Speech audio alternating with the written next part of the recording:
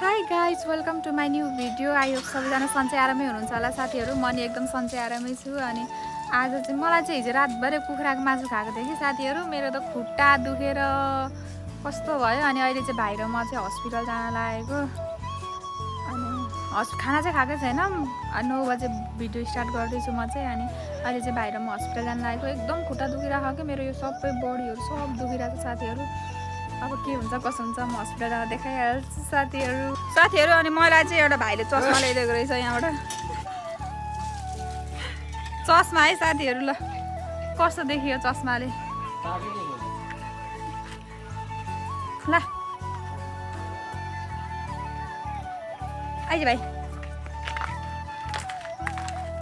गियरवाला cycle रहेछ नि यो त, पुरा घन्टी बज्दो रहेछ। हामी चाहिँ अब गएको हस्पिटल। मेरो साथी चाहिँ भाइ जाँदैछ। बाटो चाहिँ फेरि यस्तो छ नि साथीहरू, ला हिलोमै चोक्गे पानीको छ। म भिडियो बनाउँछु साथीहरू, तब मेरो भाइ अर्जेन्टिना लाउँछ। तर त भाइ कुन के को फ्यान अरे त? अर्जेन्टिनाको सपोर्टर हो। फ्यान चाहिँ मिसीको साथीहरू यस्तो पनि हुन्छ नि। तपाईँ कुनको फ्यान हो भन्दाखेरि म चाहिँ सपोर्ट चाहिँ अर्जेन्टिनालाई गर्छु, तर फ्यान चाहिँ म पोर्चुगलको हो भन्न मिल्छ त मैले। एउटै हो नि त, देश एउटै हो। म चाहिँ फ्यान भनेको खतरा खेल्छ नि त मेसीले, त्यही भएर जसको हेर्छ त्यस्तो हो नि त। अनि साथीहरू यो चाहिँ हाम्रो गाउँ हो, त्यस्तो राम्रो छ नि। कलर जाने त भाइ? तल राइट साइड।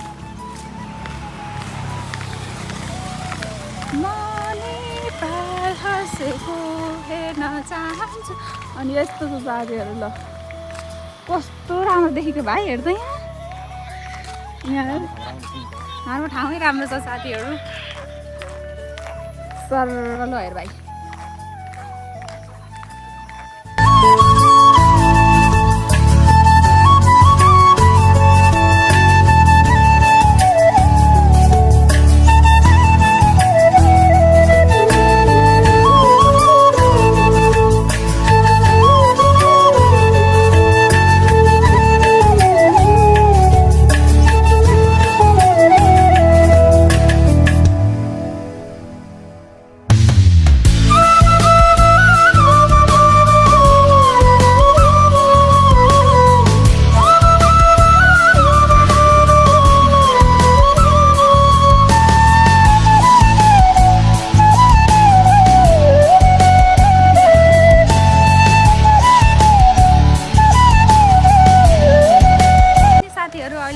चोक आइपुग्यौँ।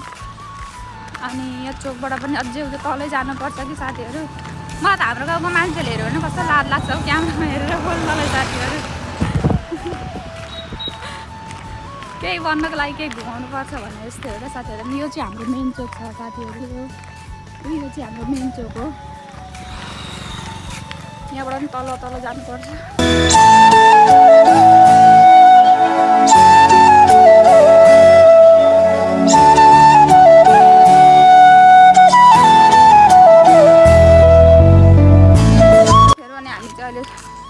चोकबाट अलिकति तल पनि आइसक्यौँ। अब चाहिँ हामी जान्छौँ साथीहरू। हजुर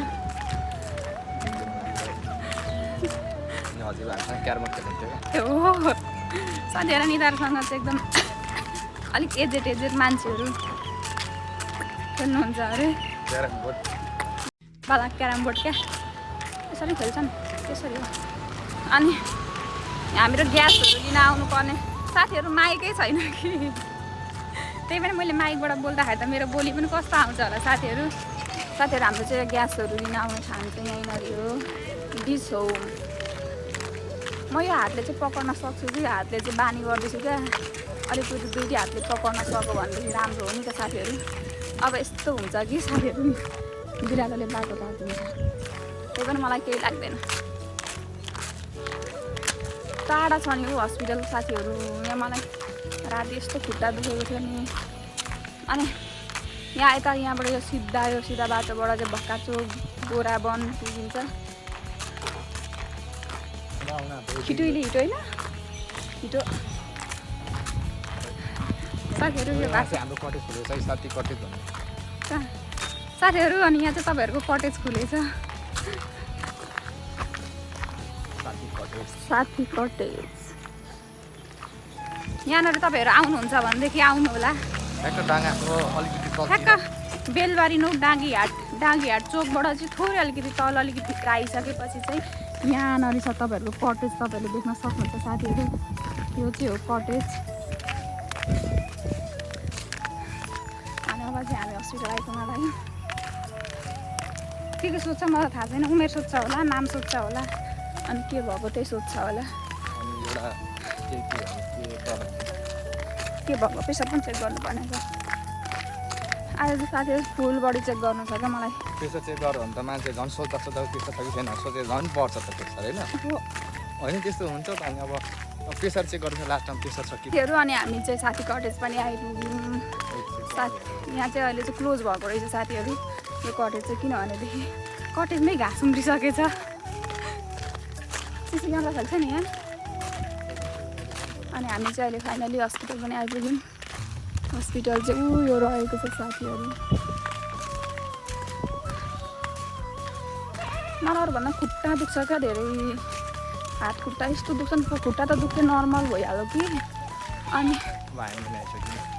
हात धेरै दुख्छ क्या हात खुट्टा धेरै दुख्छ अनि अहिले चाहिँ हामी आइपुग्यौँ यो रहेको छ हाम्रो हस्पिटल साथीहरू यो चाहिँ एकान्तमा छ हस्पिटललाई चाहिँ हल्लाहरू मन पर्दैन हस्पिटललाई चाहिँ यो चाहिँ जङ्गलको बिचमा छ साथीहरू जङ्गलको बिचमा भयो भने इग्नोर चाहिँ नगर्नु होला एकदम राम्रो हस्पिटल हो यो चाहिँ थाके त हिँड्दा अब योभित्र चाहिँ एलाउड हुन्छ कि छैन थाहा छैन तर भिडियो चाहिँ गर्दिनँ मलाई लाज लाग्छ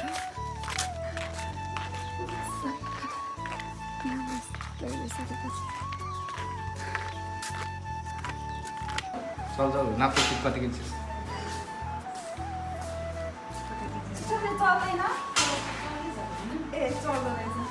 कति छु भाइ 49 छु ल 49 ठ्याक्क साथीहरू म चाहिँ 49 गइछु घटेछु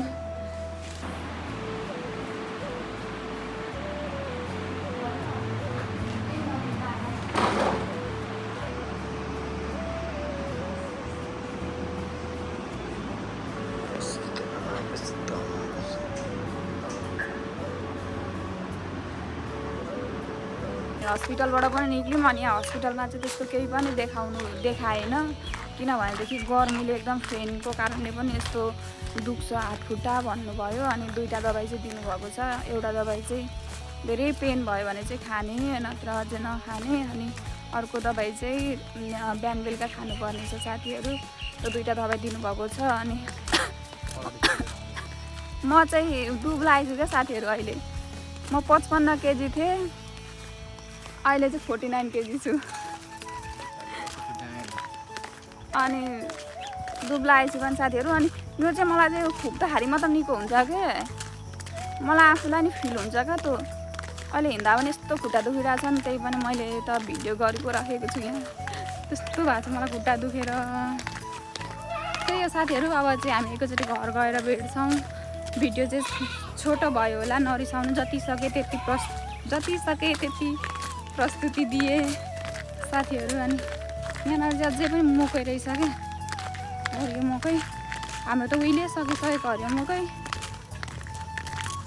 हाम्रो ठाउँै राम्रो छ क्या झन् त टाढै घरहरू भएको कस्तो राम्रो देखिन्छ उहाँ हेर्नु त यो बाटो सबै हिँडेर जानुपर्ने त्यही हो साथीहरू अब चाहिँ म एकैचोटि घर पुगेर मात्र भेट्छु बाटोमा भिडियो बनाउन मन लाग्यो भने बनाइहाल्छु नत्र चाहिँ बनाउँदिनँ साथीहरू यस्तो खुट्टा दुखिरहेको छ नि मलाई त हिजो झन् लोकल कुखुराको झन् मासु खायो भने तागत आउँछ भन्छन् साथीहरू अनि खाएको त मलाई त राति त बमेट आउला जस्तो भएर हात खुट्टा दुख्यो धेरै तागत आएर थाम्न सकेको किनभने धेरै तागत आएर चाहिँ थाम्न नसकेको मेरो बडीले हुन त के अरे लोकल कुखुराको स्वादै बेग्लै हुन्छ ब्रोइलर कुखुरा खानेलाई लोकल कुखुराको स्वाद के थाहा त्यही हो साथीहरू मलाई त हिजो बमेट आएर रातभरि यस्तो भइरहेको नि प्रेसर पनि ठिक छ त्यसले प्रेसर ठिक छ भन्नु